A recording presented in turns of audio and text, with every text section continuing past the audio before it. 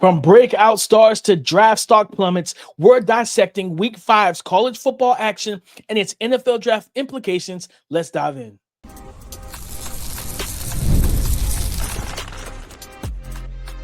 You are Locked On NFL Draft, your daily podcast covering the NFL Draft. Part of the Locked On Podcast Network, your team every day. Welcome back to the Locked On NFL Draft Podcast, your daily podcast covering your favorite draft prospects, part of the Locked On Podcast Network, your team every day. I'm your boy, Damian Parson. I'm an NFL draft analyst with Bleacher Report. That's my guy, Keith Sanchez. He's a director of scouting with the Draft Network and 2019 national champion with those LSU Tigers. And as always, thank you for making Locked On NFL Draft your first listen today and every day. Shout for being our everydayers. We got a fun one. You already know, Week 5 of college football is in the books, and we're going to recap it with our money makers, aka stock up, our bag fumblers, aka stock down, and those game balls. Coach K, Coach DP will make an appearance. Keith, let's get it started with those money makers, or stock risers, those guys who really helped themselves in Week 5. And we've been talking about this young man, seems like for a while in the past couple of weeks, ever since he became the starter at Ole Miss. Trinidad Chambliss. Yep. He just continues to stack performances and play at a high level. And at some point, I tweeted this out, at some point we're going to have a conversation as a draft community about this young man. Like, yeah, you can say it's a small sample size, 3 starts, stuff like that. Still yet transferred in from Ferris State. No one, knew what to expect when he took over for Austin Simmons a couple weeks ago, right? I think it was the Arkansas game was his first start. Yeah, and he led them to victory. He was a deciding factor late in that game.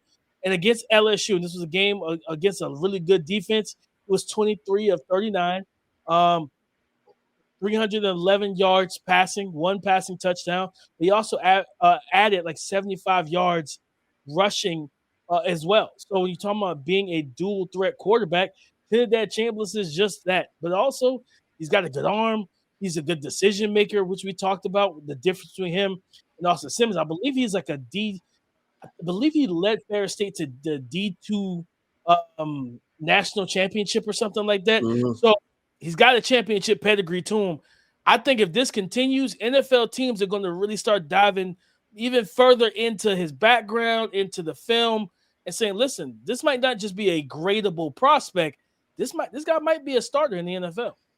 Yeah, I agree with your initial statement is that in the draft community, we're going to have to start discussing him, right? And the physical tools are one thing, but the biggest thing for Trinidad Chambliss at this very moment is the decision-making and him being cool, calm, collective in high-leverage moments. And that's why even going into this game, I was like, Ole Miss could win this game, right? Because this young man, it seems like, and I'll say this in a comparison type of way, like Russell Wilson in his early years, right?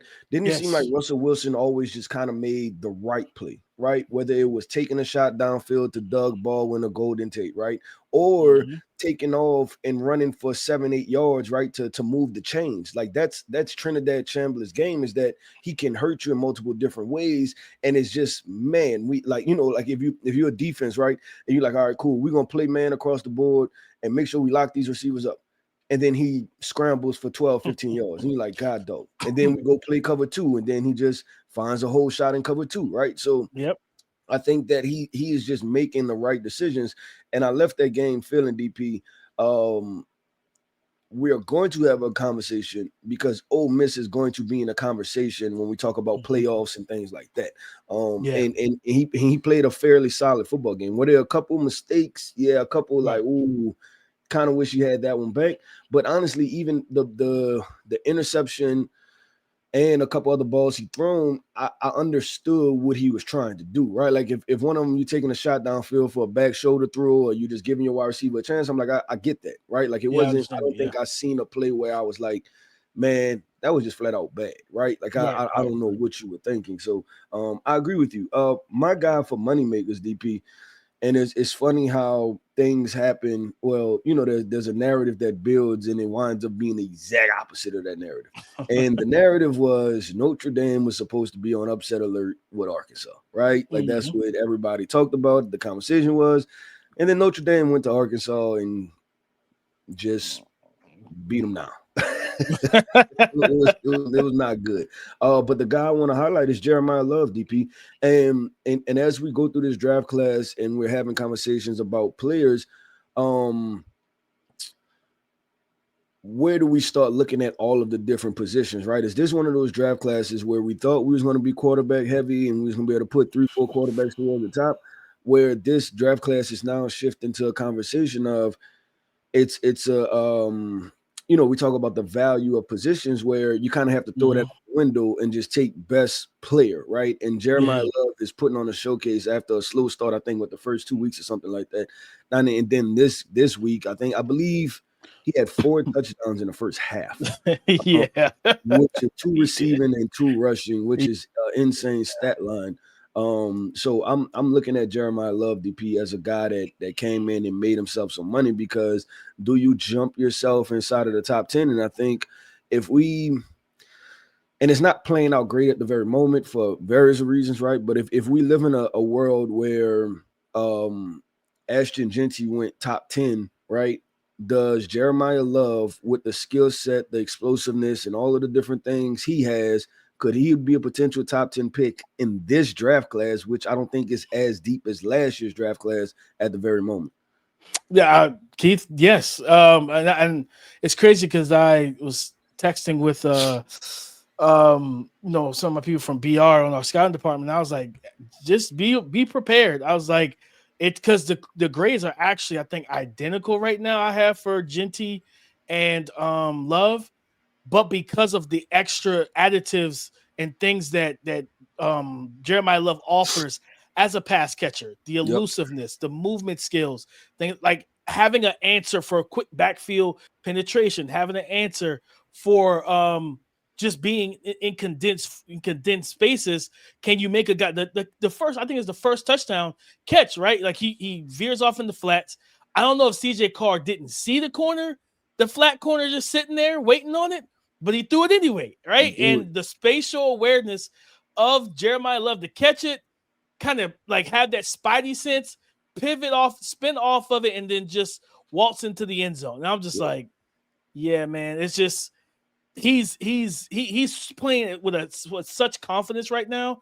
Yeah, I told him, I said, don't be surprised if he ends up with a higher grade than Jeanty, because at the end of the day, like, I know I could use my comp for him is Jahmyr Gibbs.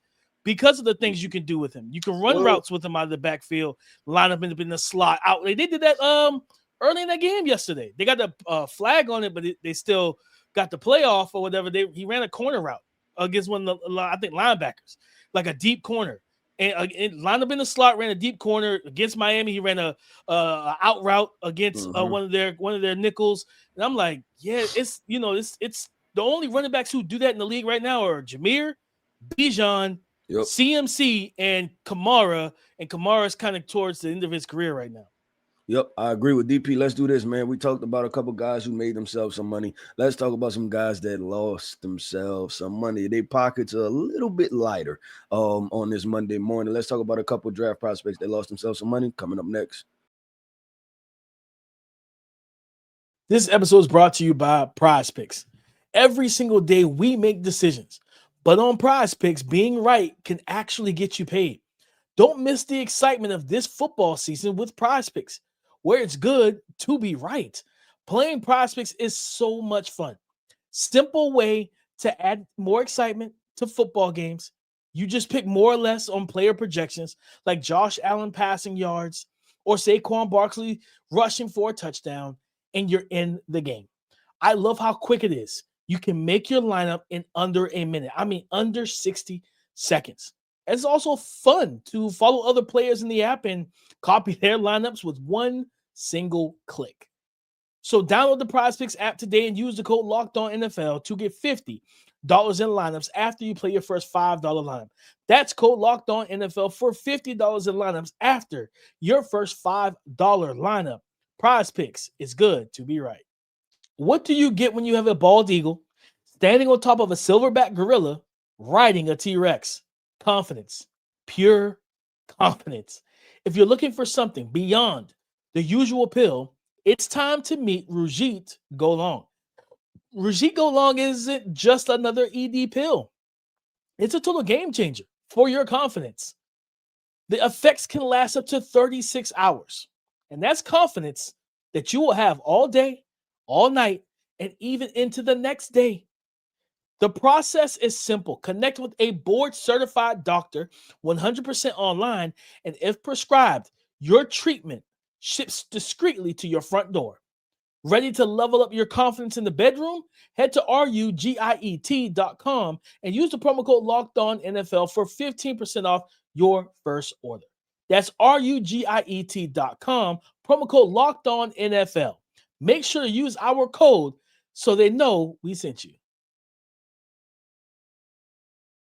Bag fumbles, guys. The stock down, guys. But before we do that, I want to highlight somebody didn't get a chance to talk about him in the first topic. Keith, Averill Reese, like he is a money maker for me. The linebacker, the other linebacker. For those who don't know, we know about Sonny Styles at Ohio State, but Averill Reese is, I'm not gonna lie, he might be the better of the two linebackers, and both of them are outstanding players, Keith. And Arvell, I keep calling it Averill. Arvell Reese, sorry about that.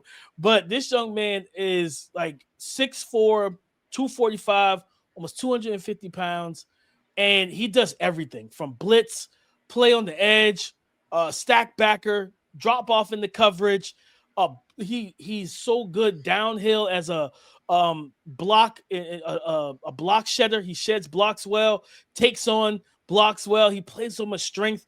And I tweeted this out, like our guy Jordan Reed was talking about him, and he put the perfect depiction to these two dudes. He was like, they're built like action figures, both him and Sonny Styles. Mm-hmm. And I was like, that's spot on. They're both built like action figures. Like, these are not the normal linebackers that you would see.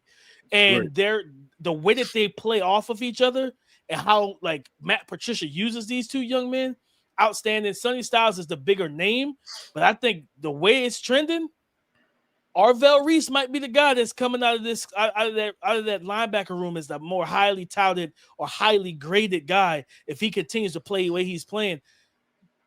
Athletic quarterbacks do not want to play Ohio State's defense because you don't have much room of error. Like, you don't have a lot of room to work. Like, Damon Williams is one of the most athletic quarterbacks in the country, and even he had issues getting out of the pocket and making plays and using his legs. So I wanted to highlight him real quick, Keith. But because young man is playing great ball right now, opposite of Sonny Styles. But let's talk about those back fumbles, Keith.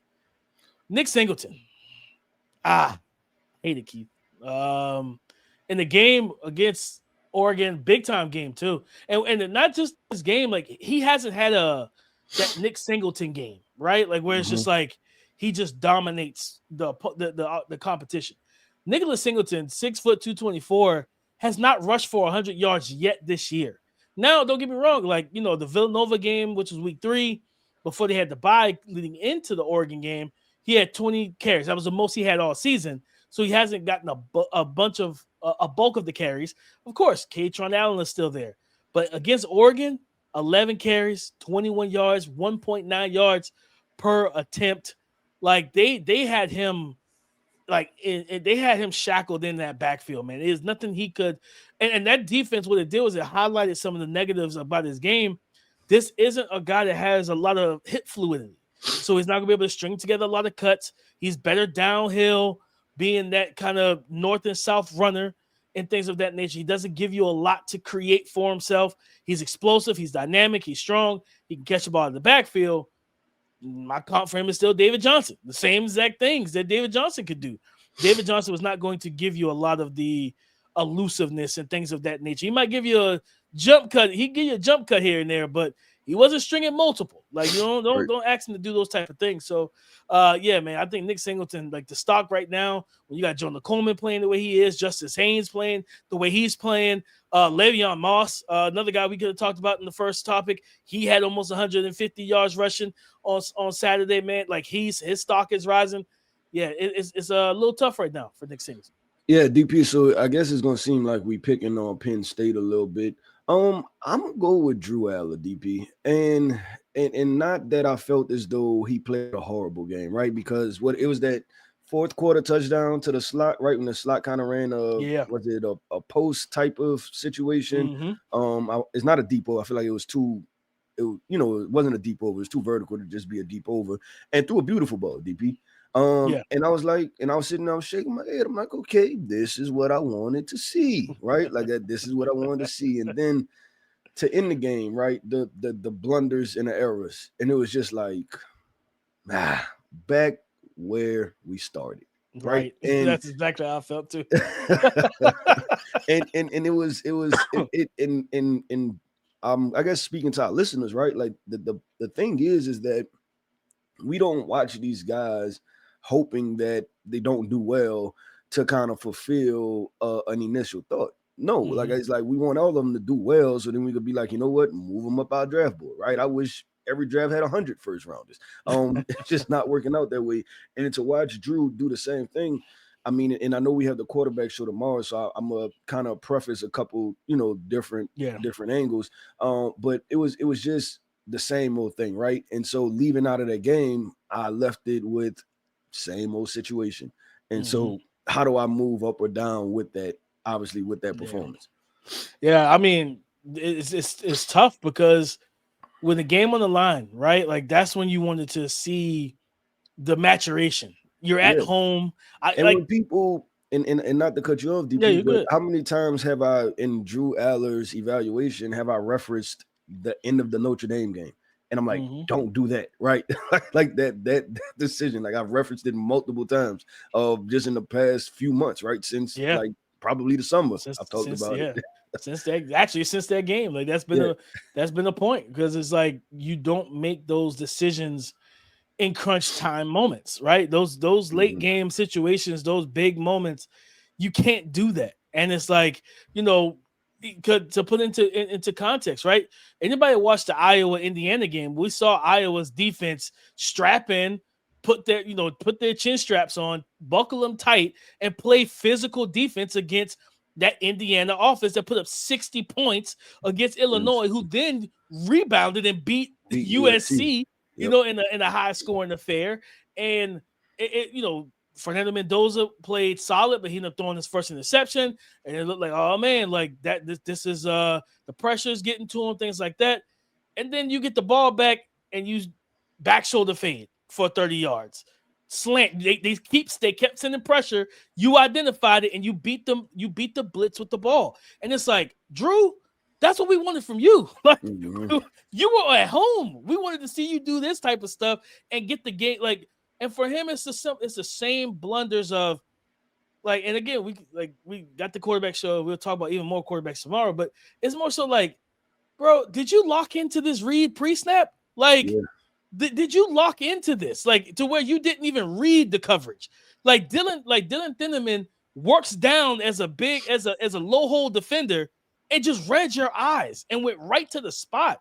You cannot do that. Like it's different when you're an Arch Manning, when you are a Austin Simmons, when you're a young player, you're a senior going in. This is your second, maybe third year as a starter. Third. Third year as a starter, and you're making that type of mistake. We can't have that. So it's like, listen, shout out to Pete Thamel. He put up that nice piece about how hard he's worked. He changed his body, things of that nature. I love that. But the keep it a buck now, of course, Jalen Hurts has become who Jalen Hurts became. But when Jalen Hurts was missing passes at Bama and people talk about, he's in the locker room working out after the game, I said, I could care less. Like, the accuracy ain't showing up. I don't care how much you bench or squat. Like, I need you to hit that slant when you need to hit it. That ain't your problem. That ain't the problem. Brother, I know you're strong, man. You got it's in the bloodline, but like Drew Allar has to, I don't know, Keith, because at the end, you know what it feels like? And it's not. It felt like the end of the season. Like that's when I walked out of that, when that game went off, I was like, Jesus Christ. Like, but it was like, this is week 5. Like, he still got more games to play, but it's like, this was the one. Like, to start the trend for you, this was the one. And then at the end of the day, you haven't played great all season, even against the cupcakes, right? Even against the bad teams, you weren't consistent. You were still making the wrong reads, the bad throws, and different things like that. So I don't know where Drew Allar goes from here. I just know right now, for me, he has a middle of the second round grade. And I don't know if that won't change until he changes. Until you can show up against big time competition in these moments, Yeah, the script writers gave everything to you on a platter. Mm-hmm. Whiteout, Mo Bamba's playing, you at home, it's a night game, all of it, right? James Franklin on ESPN. Yeah, this is gonna be an environment unlike any other. So much confidence. And y'all wilt away another big time opportunity and big time win in the big time game. Can't have it, man. Yep. Well, DP, let's do this, man. We talked about money makers. We talked bag fumblers. I'm going to tell you, go grab your whistle, DP. Grab your whistle, grab your hat. I don't know if you're turning around to the back or you a forward guy. Don't tell me you're a visor guy, DP. Nah, Don't be a can't do the visor guy. visor. That's all I can say. But listen, man, we about to hop in the locker room and we are handing out game balls from this week of college football. Who was that player that had a dynamic performance? We talking draft prospect that had a dynamic performance, and we're going to have that conversation coming up next. Caffeine just got a flavor upgrade. 5-hour energy shots deliver tasty caffeine in 17 bold flavors. Each 2-ounce shot packs the caffeine of a premium 12-ounce coffee, plus B vitamins and nutrients with 0 sugar and 0 crashes. What I love most is how portable they are. Big taste in a tiny shot that you can take anywhere and get that boost that you need whenever you need it. So again, I love the fact that it's portable. It has a size that's discreet. And whenever I need it, I can just pull it out of my backpack, out of my pocket, take the shot, and give myself that much needed boost of energy. Enough with the boring, flavorless caffeine. It's time to give your caffeine a flavor upgrade with 5-hour energy shots. Get the favorites you love, or you can be bold and try something new in store or online at www.5hourenergy.com or Amazon today. Today's episode is brought to you by FanDuel, America's #1 sportsbook. The NFL season is here, and FanDuel has an offer you do not want to miss. Right now, new customers can bet just $5, and you can get $300 back in bonus bets if you win. That's right. You pick a bet, put down $5, and if it hits, you'll unlock $300 in bonus bets for you to use freely across the app. And you can use it on things to like building your same game parlays, trying to build up your player props, or even jumping into live games and the live action as it unfolds. So my question is, what are you waiting for? Let's not hesitate any longer. To get in on the action, visit FanDuel.com right now to download the FanDuel app today and get started. Again, visit FanDuel.com right now to download the FanDuel app today and get started.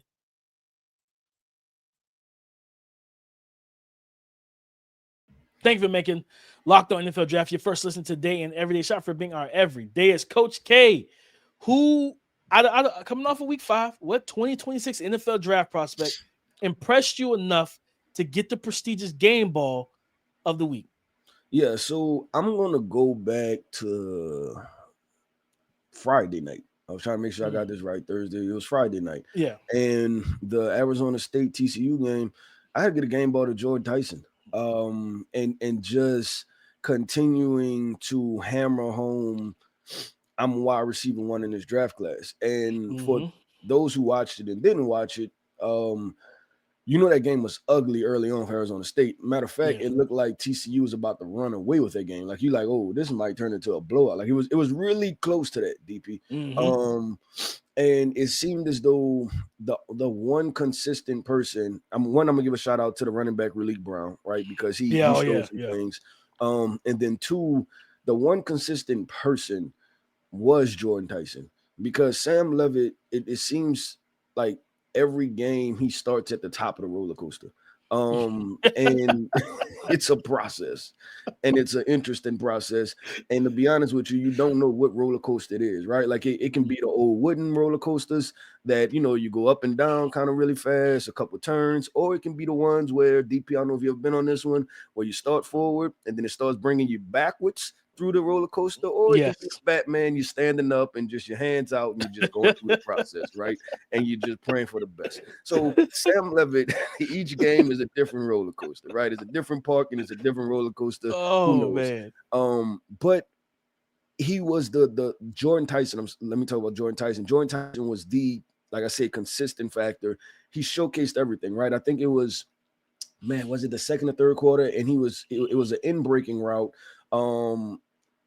I can't remember what quarter it was, but it was one of those kind of like swapping zones type of thing, right? Where I kind of hook behind the hook curl defender, keep running, things like that. And he dove for the football, right? And it was just like, man, like that was a really nice catch by Jordan Tyson. So it almost appears, to be honest, DP, consistency, and it's almost like he's the engine right now for this offense. Yeah. And so that's why I want to give it to Jordan Tyson, because I think without him being a high-end player, I don't know if they win their game, because they don't have enough like to start the momentum of coming back in that game. No, I'm 100%. He was 8 receptions on 11 targets, 126 yards, and 2 receiving touchdowns. Yeah. The ability to separate, the route running, like he looks like an NFL wide receiver right now. Like his process of how he's attacking DBs, how he's getting open. And the one thing I'm telling you right now, guys, I have the numbers pulled up right now. Last year, one of the things I knocked him for in my like summer eval was drops. He had 7 drops last year. He has 1 drop on the season so far through 5 games. Like, and not only just 1 drop, he's making acrobatic one-hand grabs, contested catches, stuff like that, Keith. Like, he was in the prime time spot. And the crazy thing was, because our boy Jordan Reed was tweeting about him before the game that night, I had quote tweeted, and I was like, keep an eye on Eric McAllister, who was coming off a 250-yard game against SMU last Saturday. TCU wide receiver. Yeah, the TCU wide receiver. I was like, this might be a nice battle of the receivers, right? Yeah, Jordan Tyson was like, I'm the only guy you need to be paying attention to. Like, he was like, I'm the only guy in this game you need to be watching, and that's that, man. And the thing about it is, and to your point, he is the engine. Sam Levitt does, like, they have a talented tight end. They got 2 good running backs, Raleek Brown, and then I think it's Udo, who transferred, I think, from one of the military schools. Yeah, Army, I think. Yeah, I think Army. So they got a nice 1-2 punch at running back. They got some receivers. Sam Levitt looks for one man in the passing game as a receiver, and that is Jordan Tyson every single time.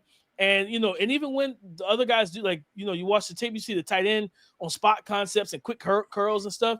Yeah, he's open because those two, the safety and that inside defender, they went with Jordan Tyson on the out route. Right? See, so he's creating opportunities for others. So I love the shout out of Jordan Tyson, Keith. He's definitely stamping himself. I mentioned it last topic, Keith. I'm giving my game ball to 2 players on the same team, and that is Fernando Mendoza and Elijah Surratt. Like, listen, this game, I was worried. Like, watching this game, I was like, man, listen, guys. I think Iowa finally listened to me and found himself a quarterback that could play. Now, I'm not saying he's an NFL draft prospect, but he could play at the college level. Mark, I think it's Gronkowski, and he's making plays for him. He's getting the ball out, and they were running the ball at Indiana's defense. He got into a little bit of a pocket, Keith, and he was slicing a little bit. I was like, okay, like they just couldn't sustain drives long enough, like, and everything, but I was like, this is a turning point. If you guys keep him for another year, maybe get some recruits in, open up some NIL. Like, yeah, you guys can do some things offensively, but like the game was like, I thought I was going to get away from Indiana just because of how the Iowa defense was playing. But man, like in the biggest moments, your best players got to show up. And that's what we saw from Elijah Surratt and Fernando Mendoza. Like I said, the game-winning drive, they started the drive with a back shoulder fade for like 30 yards. Like that was the start. Once they got I think they got an interception either off a tip pass or something like that. They got the ball back. That was after Fernando Mendoza threw his interception. They got the ball back. Mendoza came to the line. They're in shotgun. The very first throw down the left sideline. You know what it reminded me of? Reminded me of last year when Stanford beat Syracuse on the road, and it was Eli Ayomanor. Yep. And it was the same thing. Back shoulder fade, 1-on-1. It was like, you left my top guy in one-on-one coverage. I'm gonna take it, and that's what he did, right? And Elijah Surratt just had himself a day. 6 catches, 7 targets. He had 1 drop where I wouldn't even know if I call it a drop. I think the DB actually interfered with him. They didn't throw the flag. 132 yards in a game-winning touchdown. When they sent that last blitz pressure, and Fernando Mendoza identified it, got the ball out on that slant, led, and it was the placement. Got it out early, got it out in front, and you just saw him be able to catch it, throw that DB off, and then take off upfield. and got the touchdown, man. Like big time opportunity, big time play. And where you look at like a Denzel Boston and some other receivers weren't able to have great games. This is how you elevate yourself in this receiving room, in this receiving class. Come up with big time plays, these big time games, because I think they got a bye week coming up next week. Then they go on the road again, and now they got to play Oregon and Dante Moore in that defense. And we'll see how that plays out. But Keith, so far so good. Elijah Surratt, Fernando Mendoza get my game ball. Yeah, so I'm gonna speak because we've talked about Fernando, and I know we're probably gonna talk about him tomorrow too. To Elijah Surratt, the statement is simple. I like him. I like him as a wide receiver. Like I'm like this guy, and I don't know if he's probably not gonna have a blazing 40 time. No, I don't know if he's gonna shut down the combine. He just seems like a wide receiver. Like this guy understands process and how to get open and things like that. And he can. I feel like he can border the 1B, like wide receiver to a 1B role for a wide receiver core, right? I just don't know if he had a physical traits to be a wide receiver one in the NFL, but a good 1B to 2 type of wide receiver in the NFL. So I say that. And then lastly, DP, I do it during your conversation. I felt like you rebuilt the Indiana football program. Talking about the NIL and everything. And I think the people want to know, DP, are you an honorary Indiana football fan? I think the people want to know, man, because there's back-to-back years. You like the quarter, you like Curtis Rourke last year. I did. Fernando Mendoza this year. You put some NIL money into the program. The people want to know, man, is DP an honorary Indiana football? Guys, I am not a booster. I am not a booster. I just like to see these. I'm pulling for Iowa too. I'm looking for these schools that usually at the bottom of the Big Ten. It's like, you know what, man? If they can find a quarterback, some receivers, they usually have O-line and running backs and defenders. They can get the offense pumping. We're good. And listen, in the famous words of Kurt Signetti, Google me, baby. Like that's his phrase. He's just a winner. So shout out to them. I'm not a booster, guys. I'm not. I am as unbiased as they come. Well, we know one thing, man. You're a co-host of Locked On NFL Draft and DP. I'm gonna wrap it up by saying that wraps up another episode, man, of the Locked On NFL Draft podcast. I want to end this podcast off by saying shout out to our everydayers. Thank you for tapping in with us each and every single day. I am Keith Sanchez. You can find me on X at the Talent Code. That right there is my guy, my co-host, Mr. Damian Parson. You can find him on X at DP_NFL. And like we like to say, man, y'all come talk to us because we like to talk back. Go subscribe and follow for free on YouTube, wherever you listen to podcasts, to get the latest episode as soon as it is available. On tomorrow's show, we're going to talk about our quarterbacks coming off of week 5 for the 2026 NFL Draft. QB of the week, those stock rising quarterback performances, those stock falling quarterback performances, all of that on tomorrow's show. So come and join the conversation again tomorrow on the Locked On Podcast Network, your team every day.